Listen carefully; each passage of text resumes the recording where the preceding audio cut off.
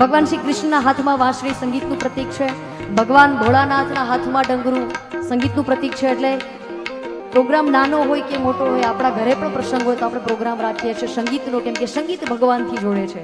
તેરે બિન મેં ક્યાં, મેરે બિન તું ક્યાં, એક દૂજે બિન હમ અકેલે।